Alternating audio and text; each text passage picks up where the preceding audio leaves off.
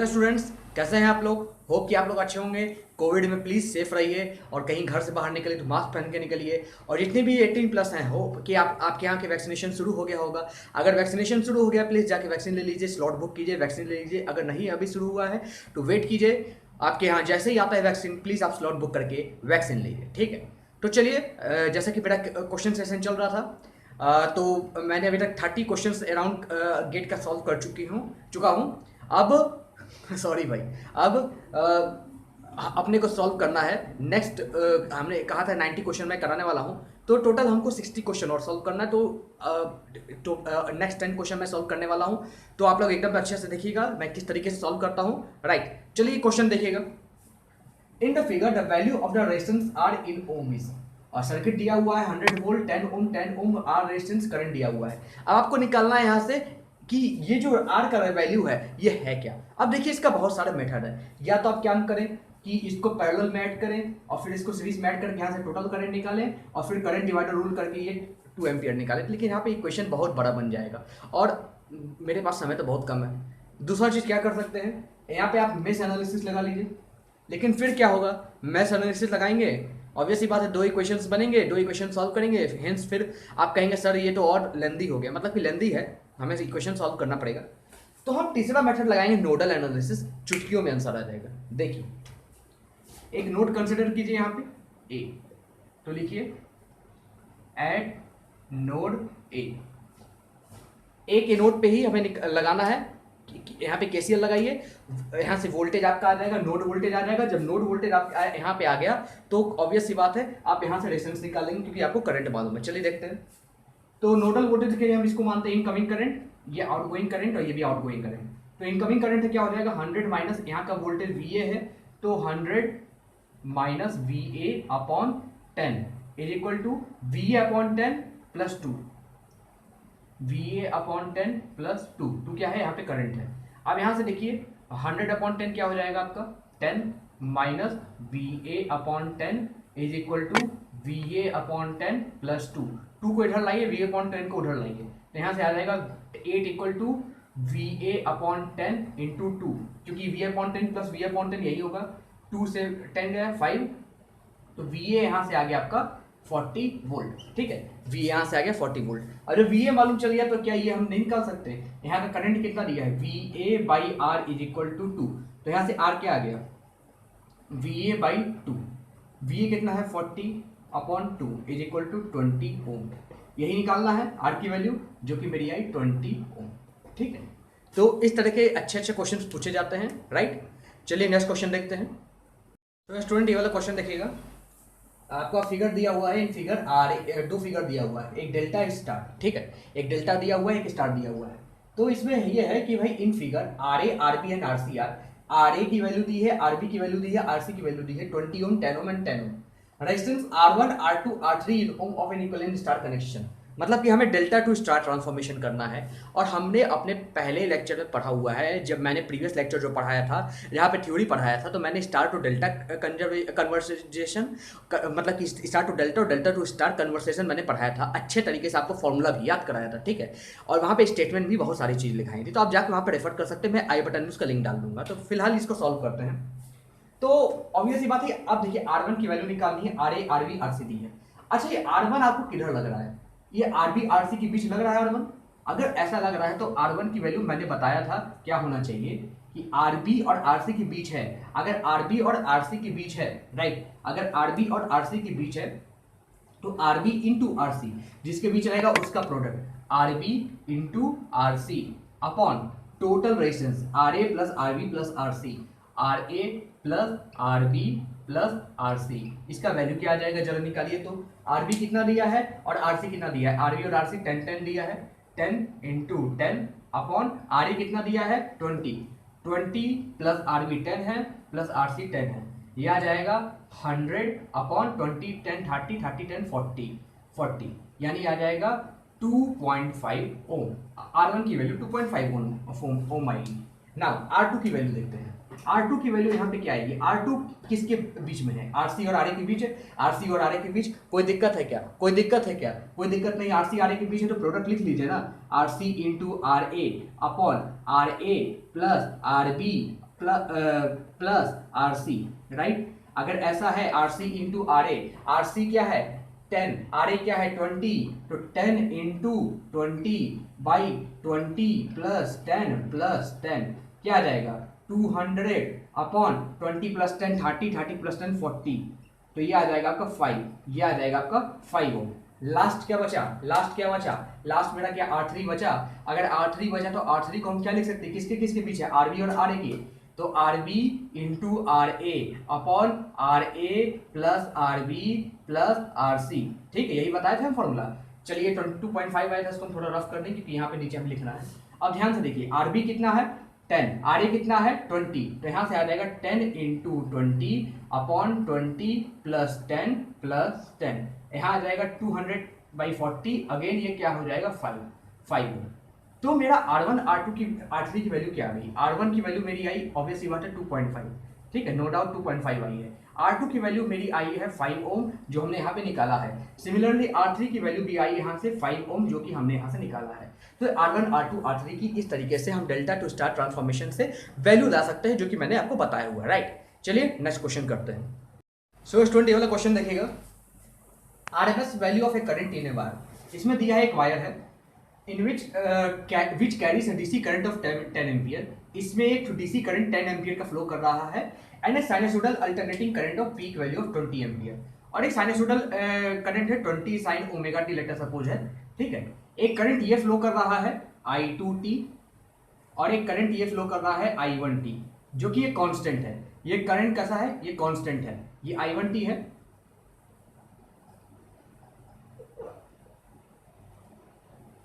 ठीक है, ये कांस्टेंट करंट है, डीसी करंट है, और ये साइनसोइडल करंट है जो कि फ्लो कर रहा है। याद रखिएगा, जब इस तरह का क्वेश्चन आता है और हमसे पूछता है कि RMS value of the current क्या होगा, RMS value of the current क्या होगा, तो याद रखिएगा इस तरह के में जो RMS value of the current होगा, जो RMS value of the current होगा वो क्या होगा मालूम है, वो होगा अंडर रूट डीसी का। याद रखिएगा, डीसी का अगर कांस्टेंट वैल्यू है, जो भी वैल्यू रहेगा उसका ही स्क्वायर होगा, डीसी का जो रहेगा उसी का स्क्वायर हो जाएगा, 10 का स्क्वायर प्लस आपका 20, अब क्या है 20 sin ओमेगा टी। याद रखिएगा ये पीक वैल्यू है, अगर पीक वैल्यू तो उसका सबसे पहले आरएमएस वैल्यू निकालेंगे। आरएमएस वैल्यू कैसे निकलता है 20/√2, 20/√2, 20/√2, राइट। तो यहाँ पे आ जाएगा 20/√2 का स्क्वायर, ये आ गया। कोई दिक्कत है क्या जी, कोई दिक्कत है, कोई दिक्कत नहीं, राइट। जब कोई दिक्कत नहीं तो उसको करिए ना, तो यहाँ आपका आ जाएगा 100 + 400/2, यही ना आएगा, 400/2 यही ना आएगा। तो आपका यहाँ से क्या आ जाएगा 2 से 200, तो टोटल क्या आ जाएगा 100 + 200 √300, 100 + 200 = √300। अच्छा, इसको हम क्या लिख सकते हैं, इसको हम क्या √300 को हम क्या 10√3 लिख सकते हैं। अगर आप एलसीएम वगैरह निकालेंगे तो ये आएगा 10√3, 10 को अंडर ले जाएंगे तो 100 मल्टीप्लाई होगा तो 300 ही आ जाएगा। अच्छा, इसको और क्या लिख सकते हैं 10 इंटू √3 क्या होता है 1.732, यही होता है। तो इसको 17.32 एम्पियर लिख सकते हैं क्या, यही आंसर होगा, ठीक है। तो इस तरीके से आरएमएस वैल्यू निकालते हैं, जब भी डीसी वैल्यू दिया रहा है उसका आरएमएस वैल्यू निकालना तो उसका खुद का स्क्वायर हो जाएगा और अंडर रूट। लेकिन अगर साइनसोइडल एक्सप्रेशन दिया रहा है तो उस केस में जो पीक वैल्यू होगी √2, सबसे पहले उसका आरएमएस वैल्यू आप निकालें, आरएमएस वैल्यू निकालने के बाद उसका स्क्वायर करें और ऐड कर दें, ठीक है। पीक वैल्यू यानी साइनसोइडल वैल्यू का अगर पीक वैल्यू है तो हमेशा उसका सबसे पहले आरएमएस वैल्यू निकाल के ही उसका स्क्वायर करेंगे और डीसी वैल्यू को एज इट इज इसको स्क्वायर करके ऐड कर देंगे। तो मेरा जो भी वैल्यू आएगा आपका समझिए √300, तो इसका थोड़ा सॉल्व करके आप आंसर निकाल सकेंगे और ये 17.32 एम्पियर एक आंसर है, ठीक है, जो कि ऑप्शन में दिया था। ये आपका तकरीबन 2004 में आया था ये क्वेश्चन और बहुत बेहतरीन क्वेश्चन था ये। और ये समझिए कि 1 नंबर का क्वेश्चन था, फटाक से लगाने वाला क्वेश्चन था, लेकिन बहुत सारे लोग इसमें भी कंफ्यूज हो गए थे, नहीं लगा पाए थे, ठीक है, कि भाई डीसी क्या लेना है, एसी क्या लेना है। तो इस समय आपको प्लीज कंफ्यूज नहीं होना, राइट। चलिए ठीक है, नेक्स्ट क्वेश्चन अपन देखते हैं। सो स्टूडेंट, ये वाला क्वेश्चन देखिएगा, in the given figure below value of R is, circuit दिया है, ये आर का वैल्यू मालूम करना है, वही फिर से करंट दिया हुआ है। तो कुछ नहीं, आप नोडल लगा लीजिए, सबसे आसान से आ जाएगा, ठीक है। इसको नोड ए कंसिडर कीजिए, यहाँ पे वोल्टेज वी ए कंसिडर कीजिए, तो यहाँ से आ जाएगा आपका वी आपको मालूम चल जाएगा, तो यहाँ से करंट आ जाएगा, तो ठीक है। तो यहाँ से इनकमिंग करंट आ रहा है और ये आउटगोइंग करंट मांगिए, तो समझिए 8 = VA/10 + वी ए अपॉन 10, तो ये क्या हो जाएगा, वी ए अपॉन 5 हो जाएगा। यहाँ से वी ए की वैल्यू क्या आ जाएगी, 40 आ जाएगी। यहाँ से वी ए की वैल्यू क्या आ जाएगी, 40 वोल्ट आ जाएगी। जब वी ए की वैल्यू 40 वोल्ट आ गई तो आराम से यहाँ पे आर निकाल सकते हैं। आर यहाँ से क्या हो जाएगा, 100 माइनस 40 अपॉन 8, तो यह आ जाएगा 60 अपॉन 8, यह आ जाएगा 4 टू जाएड यानी 7.5 ओम। जो आर की वैल्यू आप खोज रहे हैं, वैल्यू ऑफ आर, वो 7.5 ओम आई। ठीक है, चलिए नेक्स्ट क्वेश्चन देखते हैं। तो 20 वाला क्वेश्चन देखिएगा। ये भी वैसे ही क्वेश्चन है जैसे इसके पिछले क्वेश्चन में मैंने कराया था, मतलब कि इसके पिछले वाले में, जहाँ पे मैंने कहा था कि डीसी को जब ये आरएमएस वैल्यू निकालना हो तो डीसी को एज इट इज स्क्वायर ले लेते हैं, और साइनसोइडल अगर हो तो ऑब्वियस सी बात उसके पीक वैल्यू का बाई √2 करके स्क्वायर लेते हैं। वही चीज इसमें करना है। करीब आरएमएस वैल्यू मालूम करना है तो यू आर एम एस आ जाएगा आपका, यू आर एम एस आ जाएगा आपका, बताइए क्या आएगा, 3 का स्क्वायर प्लस 4/√2 का होल स्क्वायर, क्योंकि पीक वैल्यू 4/√2 हो जाएगा। ये आएगा आपका 9 प्लस 16/2, 2 8 जा 16, यानी √9 प्लस 8 यानी √17। ठीक है, और ये वोल्ट आएगा। इतना आरएमएस वैल्यू आ रहा है मेरा √17 वोल्ट। ठीक है, √17 वोल्ट, ये आपका आंसर आ रहा है। ठीक है, तो इस तरीके से इस सारे क्वेश्चन का आंसर देते हैं। चलिए नेक्स्ट क्वेश्चन देखते हैं। सो स्टूडेंट, ये वाला क्वेश्चन देखिए, बहुत बेहतरीन क्वेश्चन है और मजा आएगा आपको लगाने में। The RL circuit of the figure is fed from a constant magnitude variable frequency sinusoidal voltage source we input. एक आरएल सर्किट दिया हुआ है, जो दिया है लगा लेते हैं। आर एल सर्किट दिया हुआ है और एक वोल्टेज सोर्स है भाई वी इनपुट, यही दिया है। From a constant magnitude variable frequency sinusoidal source in we input, right. At 100 Hz, R and L element each have a voltage drop of VRMS। ये R है, ये L है, तो इसका ये मतलब है कि वोल्टेज at 100 Hz, पहले लिख लीजिए at 100 Hz। 100 Hz क्या है, voltage drop across the R and voltage drop across the L is VRMS, यानी सेम है। ईच यानी voltage drop across R equal to voltage drop across L is equal to VRMS है, right. कोई दिक्कत नहीं। अच्छा, if the frequency of the source is change to 50 hertz, यही अगर 100 हर्ट्ज की जगह मेरा एट 50 हर्ट्ज होता, अगर 50 हर्ट्ज होता तो हमको पूछ रहा है कि new voltage drop across R कितना होगा, new voltage drop across R कितना होगा। अब ध्यान से देखिएगा, ये फ्रीक्वेंसी डिपेंडेंट क्वेश्चन है। ठीक है, एट 100 हर्ट्ज हमको दिया है voltage drop across R, voltage drop across the L is same यानी VRMS। 50 हर्ट्ज में पूछ रहा है, तो आप कहेंगे सर रेजिस्टेंस में तो फ्रीक्वेंसी का कोई इफेक्ट नहीं पड़ता, राइट। ठीक है, मैं मानता हूँ रेजिस्टेंस में कोई इफेक्ट नहीं पड़ता फ्रीक्वेंसी का, चाहे 100 हर्ट्ज लो चाहे 1000 हर्ट्ज लो, लेकिन इंडक्टेंस में तो पड़ता है ना। ये इंडक्टेंस से क्या इस पे फ्रीक्वेंसी का इफेक्ट नहीं पड़ेगा, बिल्कुल पड़ेगा।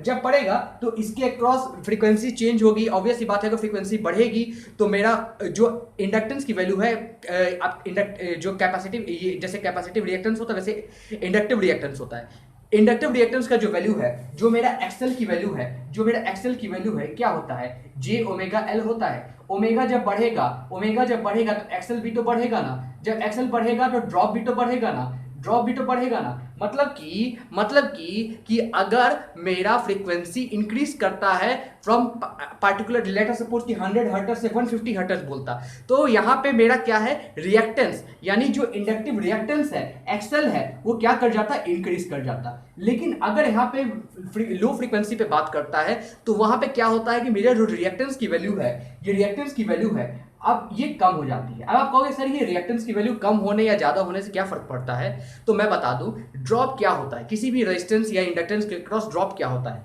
अगर हम रेजिस्टेंस के क्रॉस ड्रॉप की बात करें, वो I इंटू आर होता है, राइट। करंट इसमें सेम फ्लो कर रहा है क्योंकि रेजिस्टेंस और इंडक्टेंस सीरीज में है, तो I इंटू आर की बात करेंगे, करंट सेम लेंगे, ये ड्रॉप होता है। यही अगर हम इंडक्टेंस के केस की बात करें, वहां पे जो ड्रॉप होगा I इंटू एक्सएल होगा।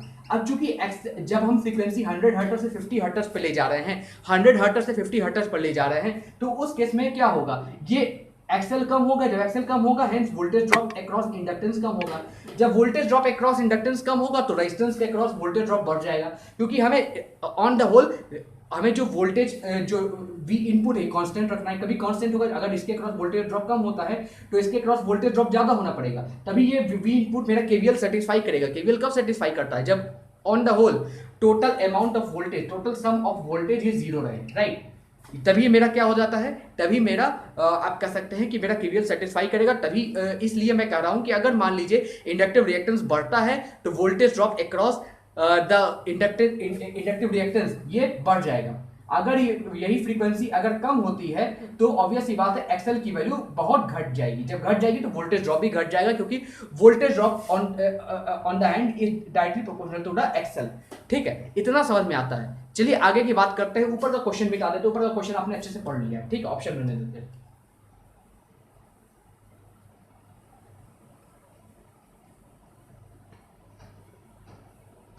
ठीक है, चलिए अब सबसे पहले हम 100 हर्ट्ज की बात करते हैं। तो यहाँ पे जो वी आर की वैल्यू है वो क्या है, आई इंटू आर, और वी एल की वैल्यू है वो आई इंटू एक्सएल है। ये हम जानते हैं, वोल्टेज ड्रॉप अक्रॉस इंडक्टर और वोल्टेज ड्रॉप अक्रॉस रेजिस्टर ये सेम दिया है। कितना दिया है, वी आर एम एस दिया है। अच्छा, तो हम यहाँ पे लिख सकते हैं V R is equal to V L is equal to V R M S, right.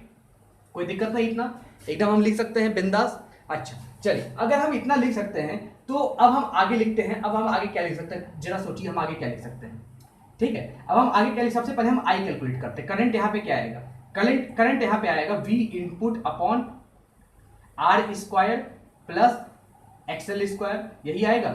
ठीक है, अच्छा यहाँ वी आर की जगह लिखिए I into R is equal to I into XL, ये लिख सकते हैं, is equal to I V R M S आएगा आपका। तो आई इंटू आपका टोटल, आप वी आर एम एस मान सकते हैं। तो ऑब्वियस ही बात है, इसको हटाइए, आई आई कटेगा, आर इक्वल एक्सएल, यानी एक्सएल की जगह हम आर लिख सकते हैं, एक्सएल की वैल्यू आर आ सकती है यहाँ पे। ठीक है, वी आर वी एल बराबर होगा तो यहाँ से आर इक्वल एक्सएल आ जाएगा, यानी एक्सएल की वैल्यू हम क्या लिख सकते हैं, आर लिख सकते हैं। अगर ऐसा लिख सकते हैं तो एक्सएल की जगह आर पुट करिए, V input upon under root R का स्क्वायर प्लस आर का स्क्वायर, ये आ जाएगा आपका V input upon root two R. ठीक है, और ये वी आर के बराबर, ये आई के बराबर है। ठीक है, ये आई के बराबर है। ठीक है, ये आई के बराबर करंट है इतना, मेरा ये याद रखिएगा। जब इतना करंट है, अच्छा हम यहां से अगर ये निकालें कि V voltage drop across R at 100 hertz ये कितना है, ये होगा आई इंटू आर। आई कितना दिया है, V input upon root two R into R, root R R cancel, तो यहां से वी इनपुट क्या हो जाएगा, under root two into voltage drop across R, और ये है कितना, वी आर एम एस है। तो यहां से हम लिख सकते हैं क्या, V input is equal to under root two into V R M S. याद रखिएगा ये एक फॉर्मूला, ठीक है, याद रखिएगा ये एक फॉर्मूला, इतना पर्याप्त है। ठीक है, चलिए अब हम बात करते हैं 50 हर्ट्ज पे क्या मेरा हो रहा है प्रोग्रेस। ठीक है, थोड़ा हम 50 हर्ट्ज पे बात करते हैं, ये तो 100 हर्ट्ज की बात हो गई, तो 50 हर्ट्ज की बात करिए। 50 हर्ट्ज पे क्या हो जाएगा आपका, जब 50 हर्ट्ज हो जाएगा तो ऑब्वियस सी बात है जो मेरा एक्सएल की वैल्यू है, एक्सएल की वैल्यू है जे ओमेगा एल, राइट। फ्रीक्वेंसी क्या हो गई मेरी, आधी, 100 से हो गई 50, तो मेरा जो जे एक्सएल बाई 2 आ जाएगा। ऑब्वियस सी बात है, जो एक्सएल डैश लेते हैं, इसको एक्सएल डैश लेते हैं, ऑब्वियस सी बात है जब फ्रीक्वेंसी आधी हो गई तो मेरा इंडक्टिव रिएक्टेंस भी तो आधा होगा, वो एक्सएल डैश बाई 2 आ जाएगा। और चूंकि हम जानते हैं कि आर बराबर एक्सएल है, दोनों का वोल्टेज ड्रॉप हमने पहले बोला था कि यही है। ठीक है, अगर ऐसा है तो जे इंटू एक्सएल है तो आर डैश क्या हो जाएगा, जे इंटू आर बाई 2 हो जाएगा, सेम करंट, ऑब्वियस सी बात है। ठीक है, अच्छा इतना तो समझ में आता है कि जे इंटू एक्सएल बाई 2 ये हो गया, जे इंटू आर बाई 2। अब हम यहाँ से अगर हम कैलकुलेट करें करंट कितना आएगा, ये आ जाएगा V input upon under root R square plus XL dash का स्क्वायर। कोई दिक्कत नहीं, इतना हम लिख सकते हैं। आई थिंक इतना तो आपको अपने को हक बनता है। अच्छा आर की बात छोड़िए, आर की बात यहाँ पे छोड़िए। ठीक है, V input upon under root R का स्क्वायर प्लस एक्सएल डैश को क्या लिख सकते हैं, एक्सएल बाई 2, एक्सएल बाई 2 का होल स्क्वायर। अच्छा अगर ऐसा होगा तो ये क्या हो जाएगा आपका, V input upon under root, ये 4 हो जाएगा, यानी 4 R square plus XL square, और यहाँ पे 2 आ जाएगा, वी अपॉन 4 होगा तो ऊपर चला जाएगा। अच्छा अब यहाँ एक्सएल को हम क्या लिख सकते हैं, एक्सएल को हम क्या लिख सकते हैं, आर लिख सकते हैं। तो यहाँ एक्सएल को आर लिख लीजिए, तो यहाँ से आ जाएगा आपका 2v input upon under root 5r square, 4r square, इसको r लिख लेंगे तो 4r स्क्वायर प्लस r स्क्वायर 5r स्क्वायर, यहाँ से आ जाएगा 2 by under root 5v input. ठीक है, और r।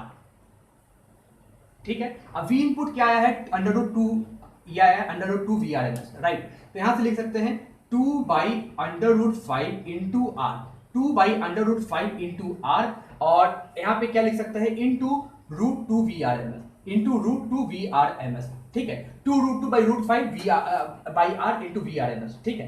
अब जरा इसको रफ करते हैं थोड़ा।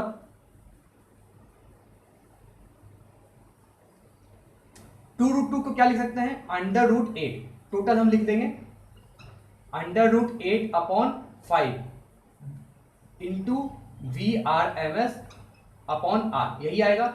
अच्छा, आर कैसे हटाएंगे, ये तो आई का वैल्यू दिया है, तो हमें क्या मालूम करना है, voltage drop across the resistance. जब voltage drop across the resistance हम निकालेंगे वो क्या है आई इंटू आर। जब आई से आर मल्टीप्लाई होगा तो ऑब्वियस सी बात है √8/5 VRMS upon R into R, ये आर कैंसिल हो जाएगा। जब ये कैंसिल हो जाएगा तो टोटल मेरा वैल्यू आ रहा है voltage drop across the resistance. Voltage drop across the resistance वो क्या आ जाएगा √8/5 VRMS, और यही आंसर होगा।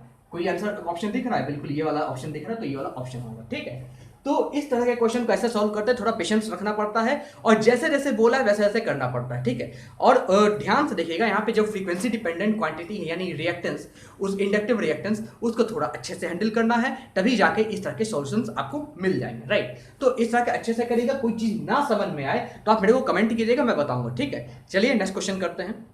सो इस 20 वाला क्वेश्चन देखिएगा। For the 3-phase circuit shown in the figure, ratio of the current IR, IY और IB इज, ठीक है, क्या होगा, चलिए देखते हैं। अच्छा, सबसे पहले देखिए इसके अक्रॉस वोल्टेज क्या आ जाएगा, ये VRB आएगा। इसके अक्रॉस वोल्टेज क्या आ जाएगा, VBY आ जाएगा। और R और B के अक्रॉस वोल्टेज क्या आ जाएगा, ये R और Y के बीच ये VRY हो जाएगा, राइट। अच्छा जी, तो चलिए सबसे पहले हम देखते हैं, अगर IR हमको मालूम करना हो, IR मालूम करना हो क्या हो जाएगा। ऑब्वियस सी बात है, हमारा लेट अस सपोज कि सबसे पहले VR मतलब डिफरेंट फेज वोल्टेज को हम देख लें। ये VRB क्या हो जाएगा, VRB को हम लिख सकते हैं V∠0। सिमिलरली VBY को हम लिख लेंगे V∠−120, और सिमिलरली VRY को लिख लेंगे, VYR को लिख लेंगे, ये आ जाएगा आपका V∠+120, राइट। ऑब्वियस सी बात है, 3 फेज है, 3 फेज का अलग अलग वोल्टेज लिख लिए। अच्छा, इतना वोल्टेज लिखने के बाद अब हम देखते हैं कि मेरा जो आपका IR है, ये IR क्या हो जाएगा। ध्यान से देखिएगा, IR हमको क्या लिख सकते हैं, ये लिख सकते हैं VRB, ये क्या लिख सकते हैं VRB अपॉन R1। VRB क्या है, VRB क्या है V∠0 अपॉन R1, ये लिख सकते हैं, राइट। V∠0 अपॉन R1 ये आराम से लिख सकते हैं, कोई दिक्कत नहीं है।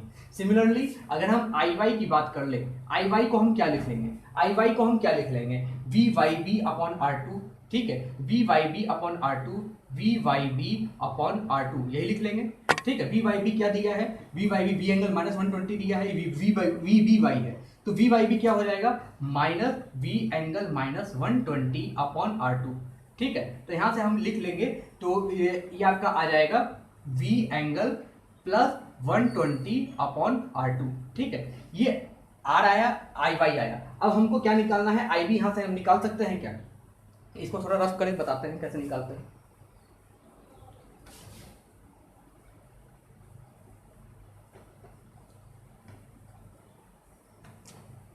ये IR ऐसे लिख ले रहे हैं, ठीक है। अच्छा, IB कैसे निकाल सकते हैं, हम जानते हैं IR plus IY plus IB is equal to 0 होता है। IB को हम क्या लिख सकते हैं, IB को हम लिख सकते हैं -IR प्लस IY, ये लिख सकते हैं। -IR आपका क्या हो जाएगा, -IR आपका क्या हो जाएगा, यहाँ से हम क्या लिख सकते हैं -IR को V∠0 अपॉन R1, यानी V∠0 upon R1 plus IY क्या हो जाएगा V∠120 upon R2, V∠120 upon R2, V∠120 upon R2, right. ये लिख सकते हैं, ये ठीक है, ये लिख सकते हैं, कोई दिक्कत नहीं है।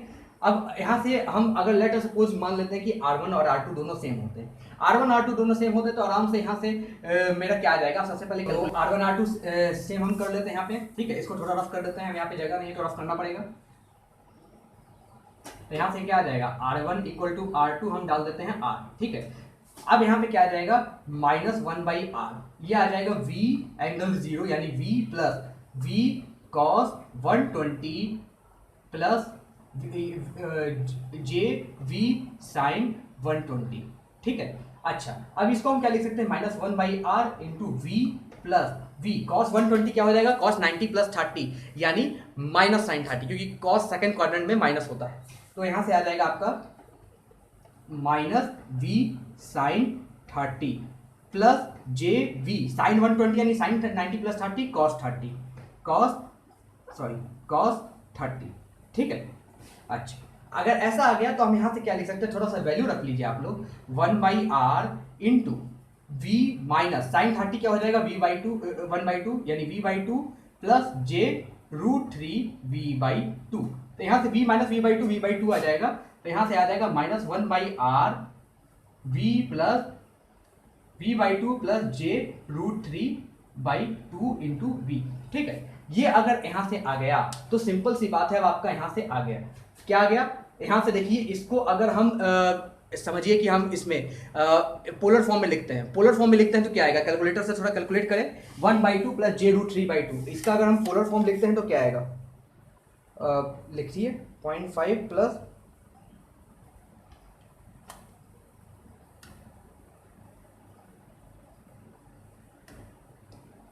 आपका आ जाएगा,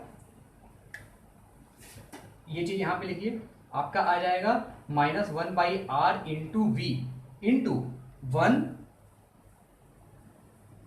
एंगल 60, ठीक है, इंटू 1 एंगल 60, या अगर आप इसको लिख सकते हैं, माइनस यहां पे ले आइए तो v/r एंगल ऑफ -60, या यहां से आप लिख सकते हैं v/r एंगल ऑफ -60 का हम क्या लिख सकते हैं, -60 का हम क्या लिख सकते हैं, बताइए ना, क्या लिख सकते हैं, -60 का हम क्या लिख सकते हैं, इक्वल 120 लिख सकते हैं, ठीक है। तो यहां से आपका ये IB आ गया, तो अब हमें IR IY IB आराम से कैलकुलेट कर सकते हैं, कैसे कैलकुलेट कर सकते हैं, IR आपका क्या है, हमने पहले बताया v/r1, r मान लेते हैं, IY क्या है, v angle -120/r, similarly IB क्या है, IB आपका क्या आ गया यहाँ पे, v/r एंगल 120, v/r एंगल 120, अब कैलकुलेट करिए ना, कैलकुलेट करेंगे ना, तो आप कैलकुलेट करके आप मेरे को बताइएगा, और कैलकुलेट करने के बाद जो आंसर आ रहा है वो आएगा 1:1/√3, ठीक है, और आंसर ये होगा, ठीक है। आप मेरे को कैलकुलेट करके बताइएगा क्या आंसर आ रहा है इतना, क्या आंसर आ रहा है इतना, बताइएगा, ठीक है। ये होमवर्क मैं आप पर छोड़ता हूं, चलिए नेक्स्ट क्वेश्चन करते हैं। तो इस 20 वाला क्वेश्चन देखिएगा, ये आपको देखने में बड़ा लग रहा होगा लेकिन निहायत ही आसान क्वेश्चन है, चलिए देखते हैं। The circuit shown in the figure is energised by a sinusoidal voltage source, ठीक है, चलिए ठीक है, ये सर्किट दिया हुआ है, साइनसॉइडल वोल्टेज सोर्स है V1, ठीक है, सोर्स V1 ये दिया हुआ है, V1 सोर्स है at a frequency which causes resonance with a current of I, ठीक है, तो मतलब कि जो I करंट बह रहा है ये सब सीरीज में है, ठीक है। लेट अस सपोज यहाँ कोई रेजिस्टेंस मान लेते हैं RA, इसको मान लेते हैं RB, ठीक है, इसको मान लेते हैं XL और इसको मान लेते हैं XC, ठीक है। जो करंट यहाँ पे बह रहा है वही करंट यहाँ पे बह रहा है क्योंकि ये सीरीज में है, ठीक है। ये ऐसा मत मानिएगा कि ये दोनों जुड़ा हुआ है, नहीं, ये पैरेलल में नहीं हो सकता, सीरीज में है क्योंकि ये टर्मिनल ओपन है, तो ये पूरा पूरा टर्मिनल सीरीज में है, तो ये करंट यहाँ पे I बह रहा है। अब ध्यान से देखिए, V1 है RA और फिर ये पूरा का पूरा सीरीज में जिसके क्रॉस वोल्टेज V2 है, तो क्या यहाँ पे वोल्टेज डिवाइडर कुछ आपको लग रहा है, वोल्टेज डिवाइडर कुछ लग सकता है, V2 की वैल्यू ऑब्वियस सी बात है, ये और ये सीरीज में है, तो V2 के क्रॉस जो वैल्यू है हम निकाल क्या सकते हैं, ऐसे V2 के क्रॉस ऐसे निकाल सकते हैं, V1 into RB plus J XL minus XC upon total resistance, यही होता है वोल्टेज डिवाइडर में, plus J XL minus XC, ये वोल्टेज V2 है, कोई दिक्कत है क्या जी, कोई दिक्कत है क्या, बिल्कुल कोई दिक्कत नहीं होना चाहिए, यही मेरा वोल्टेज V2 है। जब ये वोल्टेज V2 है तो सिंपल सी बात है, हम लेट अस सपोज कि इसमें कहा है कि रेजोनेंस में क्या होता है, XL is equal to XC हो जाता है, जब XL इक्वल टू XC हो जाता है तो XL माइनस XC क्या हो जाएगा, 0 हो जाएगा। तो रेजोनेंस के कंडीशंस पे क्या हो जाएगा, रेजोनेंस के कंडीशन में हम लिख सकते हैं V2 इक्वल टू ये 0 हो जाएगा, ये 0 हो जाएगा, क्या हो जाएगा V1 into RB upon RA plus RB, यही हो जाएगा, कोई दिक्कत, RA प्लस RB, तो यहाँ से V2 लेस देन V1 हो जाएगा, क्योंकि ऑब्वियस सी बात है जो V2 की वैल्यू है वो V1 से कम ही होगी, क्योंकि ये पूरा पूरा वोल्टेज डिवाइडर बायस है, और V1 and V2, V1 and V2 are in same phase. आप कहोगे सर कैसे सेम फेज में है? V2 और V1 के बीच कोई एंगल दिख रहा है क्या? कोई एंगल डिफरेंस दिख रहा है क्या? आर के अलावा कोई और चीज दिख रहा है? कोई एंगल डिफरेंस दिख रहा है? नहीं दिख रहा है।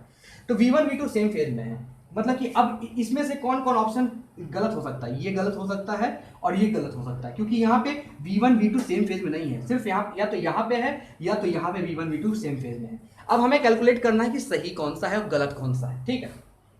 चलिए अब सबसे पहले हम देखते हैं वोल्टेज अक्रॉस कैपेसिटर। अगर हम कैपेसिटर के अक्रॉस वोल्टेज देखो क्या होगा, I into J 1 by omega C, यहाँ पे sorry I into 1 by J omega C. तो यहां से क्या लिख सकते हैं, I into 1 by omega C angle -90, यानी जो वोल्टेज C है वो करंट से -90 डिग्री लैग कर रहा है, करंट से -90 डिग्री लैग कर रहा है। अच्छा देखेंगे आप, करंट से -90 डिग्री ये भी लैग कर रहा है, करंट से -90 डिग्री ये भी लैग कर रहा है, क्लॉकवाइज ऑब्वियस सी बात है, मानते हैं -90 डिग्री। आप कहोगे अरे सर ये तो इसमें भी है इसमें भी है, अब हम कैसे पहचानेंगे? चलिए एक और पहचान बताते हैं आपको, ठीक है।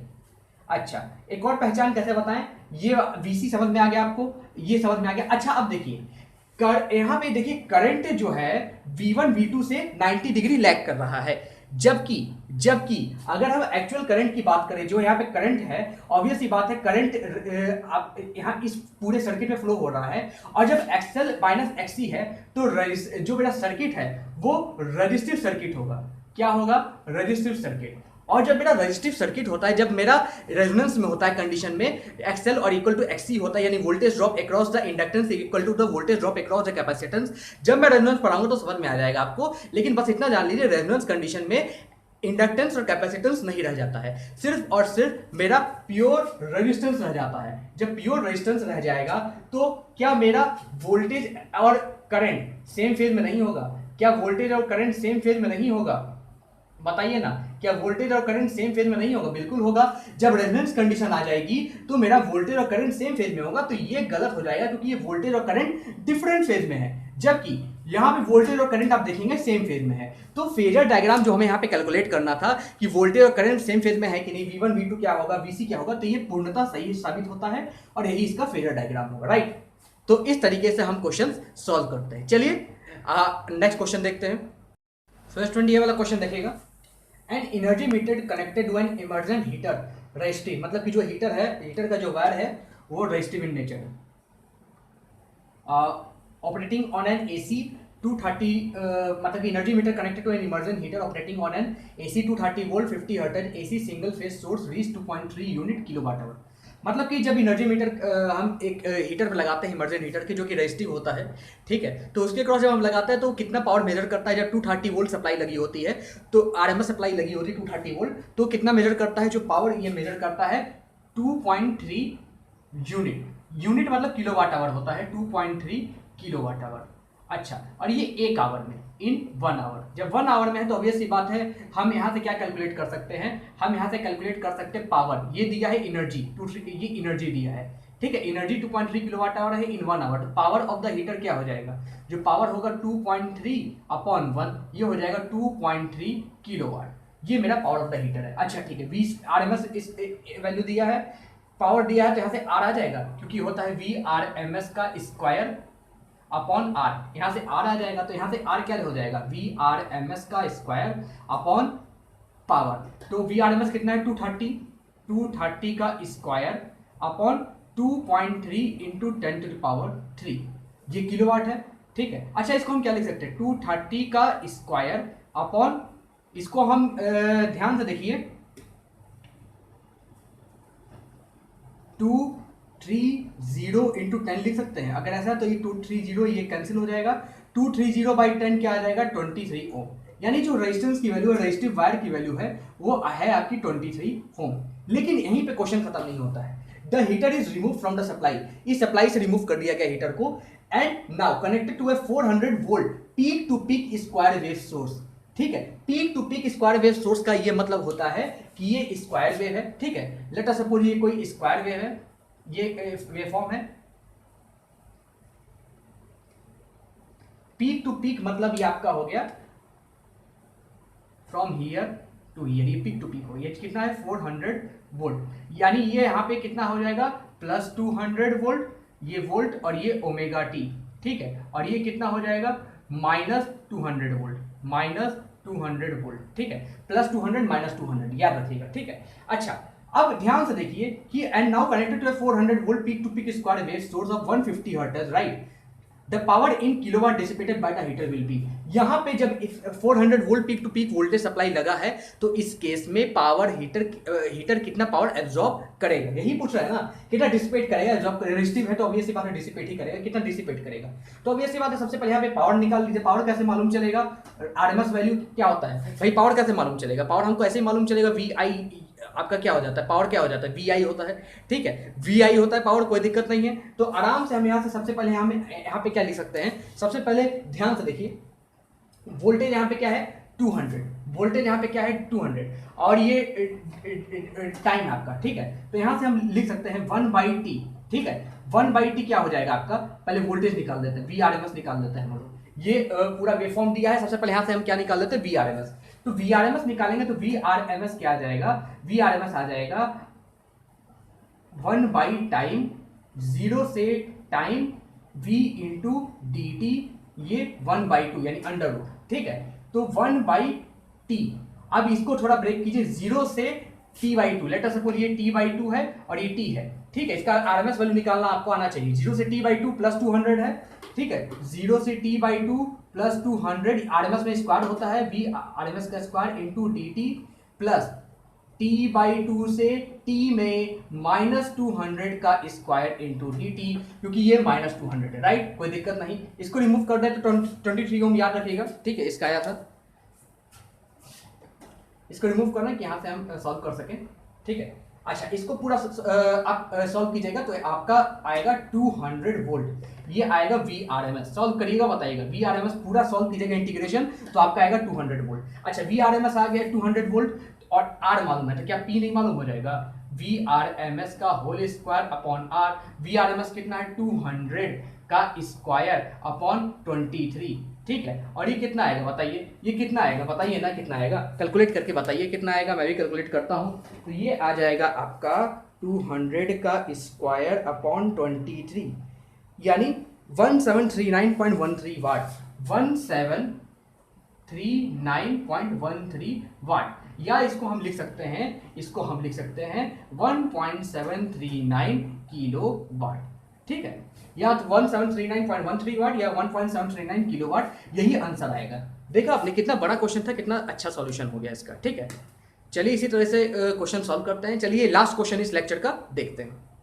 तो स्टूडेंट इस लेक्चर का लास्ट क्वेश्चन देखिएगा, the state equation for the current I1 shown in the network in terms of voltage Vx and independent voltage V is given by, circuit दिया हुआ है, ये V सोर्स वोल्टेज है, ये 3 ओम है, 0.2 हेनरी है, Vx दिया हुआ है, I1 इसके क्रॉस 0.5 हेनरी के क्रॉस करंट I1 फ्लो कर रहा है, ये I2 है 5 ओम है, ये 0.2 Vx है, Vx यहाँ पे है, ठीक है। तो हमको यहाँ पे ऑब्वियस सी बात है इस टर्म में निकालना है, इस di1 by dt Vx I1 V इसके टर्म में हमको निकालना है। तो कुछ मत कीजिए, बस एक काम कीजिएगा, मेश एनालिसिस लगा दीजिए, ठीक है, ज़्यादा कुछ मत कीजिए, मेश एनालिसिस लगा लीजिए, ठीक है, एक यहाँ पे लूप लीजिए और एक यहाँ पे लूप लीजिए, ठीक है। फर्स्ट लूप लगाइए इन लूप 1, फर्स्ट लूप में लगाइए, क्या आता है देखिए, तो यहाँ से आ जाएगा V -3 इंटू, अच्छा ये I2 है या I1 है, तो ये कितना हो जाएगा, ये कितना हो जाएगा, ये I1 प्लस I2 हो जाएगा, ये लिख सकते हैं I1 प्लस I2 पूरे में फ्लो कर रहा है, तो लिख सकते हैं -3 into I1 plus I2, right, minus Vx लिख सकते हैं, ये Vx है, माइनस Vx लिख सकते हैं, और माइनस L di/dt होता है, तो यहाँ पे I1 फ्लो कर रहा है, तो 0.5 इंटू di1 बाई dt, यानी 0.5 di1/dt, ये लिख सकते हैं इक्वल टू 0 कर दे, तो यहाँ से क्या आ जाएगा V minus Vx minus 0.5 di1/dt, ठीक है, minus 3i1 is equal to 3i2, ये लिख सकते हैं, कोई दिक्कत है क्या, इसको थोड़ा सा रिमेंबर रखिएगा, और 3 यहाँ से हटा देंगे तो ये 1/3 इसके बाई में चला जाएगा, ठीक है। तो I2 की वैल्यू ये हो गई, क्योंकि यहाँ पे I2 आ नहीं रहा है, कहीं टर्म में देखिएगा I1 है Vx है, I1 है V है, तो I2 को हम यहाँ पे लिख देते हैं, I2 को बाद में एलिमिनेट करने में सहायता मिलेगी। चलिए यहाँ पे थोड़ा रफ कर देते हैं, इस क्वेश्चन को रफ कर देते हैं, क्वेश्चन तो समझ ही गए होंगे आप, यहाँ पे लिखना है ना तो जगह है नहीं, यहाँ पे थोड़ा लिखते हैं। अभी सेकंड लूप में लगाइए इक्वेशन, इन लूप 2,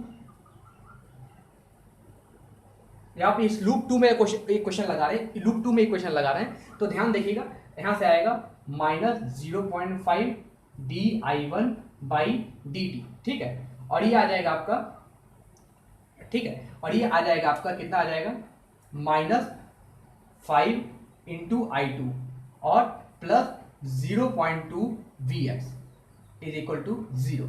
कोई दिक्कत है यहाँ तक? अच्छा, यहाँ तक कोई दिक्कत?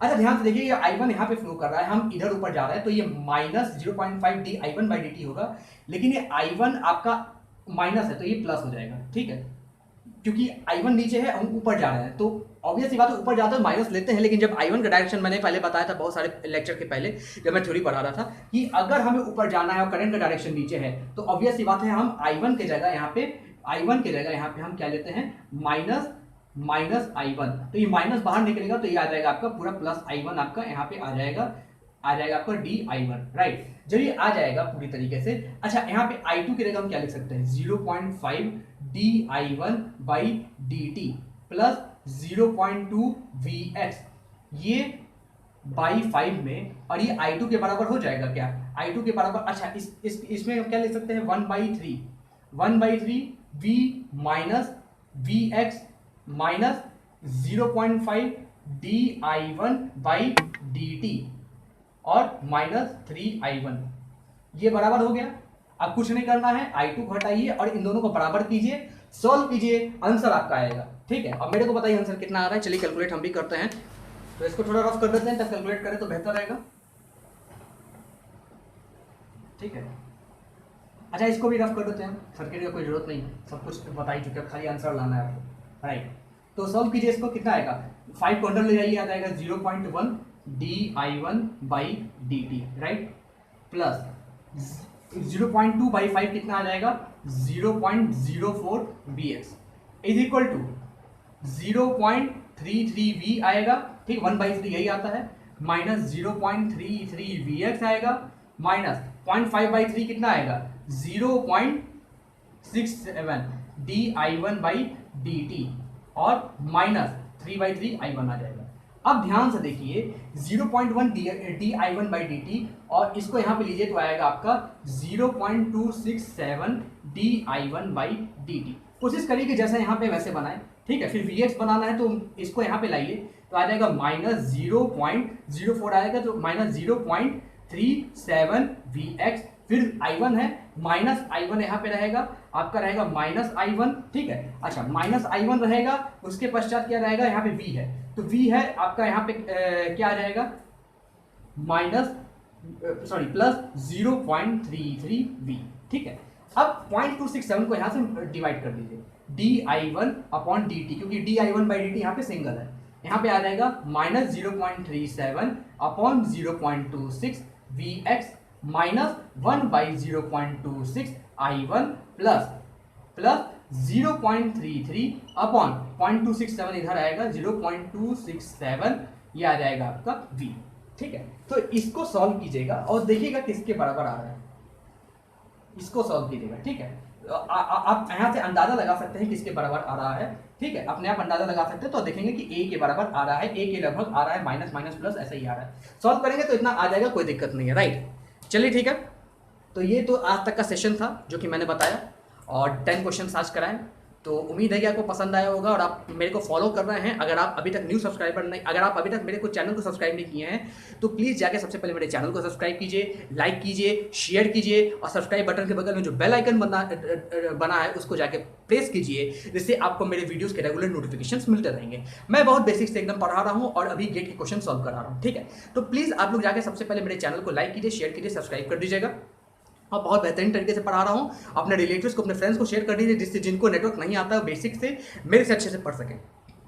मैं भले छोटे बोर्ड में पढ़ाता हूँ लेकिन बहुत बेहतरीन तरीके से पढ़ाता हूँ। मेरा पढ़ाने का स्टाइल बेहतर है, ठीक है? और मैं जो भी आपका डाउट है आपका सॉल्व कर सकता हूँ। भले आप अगर कहीं और अगर आप अपना पढ़ाई करने जाते हैं तो वहाँ पे ये आपका पार्ट मिलता नहीं है, लेकिन मैं आपका एक-एक डाउट सॉल्व करने के लिए यहाँ पे तैयार हूँ, ठीक है? तो आप मेरे को कह सकते हैं कि आप एक बेस्ट मेंटर भी हूँ मैं, कि आपका सारे डाउट सॉल्व कर सकूँ नेटवर्क में, जो भी आपका डाउट है किसी भी चीज़ से रिलेटेड, ठीक है? तो आप मेरे को लाइक कीजिए, शेयर कीजिए, सब्सक्राइब कीजिए और जितना शेयर हो सके अपने सोशल मीडिया अकाउंट्स पे शेयर कीजिएगा।